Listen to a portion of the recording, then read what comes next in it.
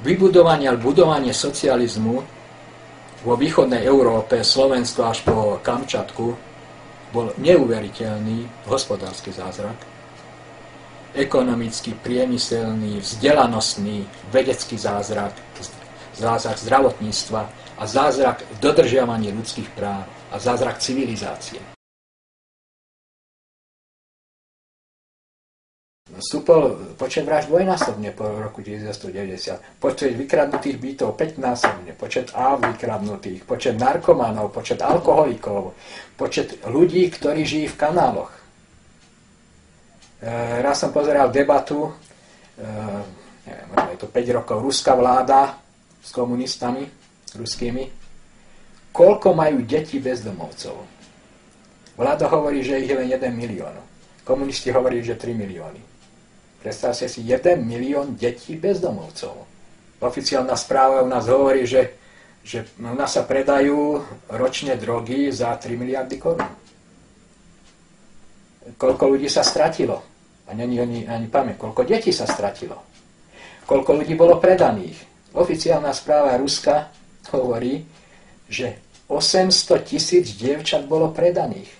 Však to nie je, že je socializmus, kapitalizmus. To je socializmus a degenerovaná spoločnosť. Predsa predať 800 000 dievčat niekde do bordelov? A samozrejme, pretože v tom systéme moderného otroctva tých ľudí potrebuješ mať ozaj stále do nich pchať, stále ich povedať, však máš slobodu. A to je taká sloboda, že rovnako každý má slobodu kúpiť si Mercedes. A to, že ty si môžeš niečo povedať. To je asi tak, ja som prišiel v 88. do New Yorku a stretol som sa s kamarátom, ktorý tam emigroval. A ja sa ho pýtam, že ako tu pociťuješ tú slobodu slova? A on povedal, že vieš čo, toto máš fantastické.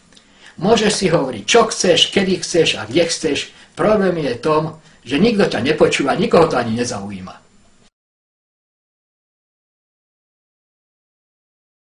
Ja si uvedomujem, že mám úplne iné názory ako všetci ostatní. A ja ako prírodovedec sa snažím hľadať fakty a na základe faktov budovať ten výsledok a nie, čo mi niekto povie. No a som prekvapený, že mnoho ľudí má úplne opačný názor a ja neviem prečo, odkiaľ to majú, odkiaľ čerpajú vedomosti a fakty. Ja som aj mnoho ľudí vyzval, aby prišli do diskusie. Že rád by som vedel, no a dúfam, že sa niekto ozve a že nebude to monológ, ale že to bude dialóg.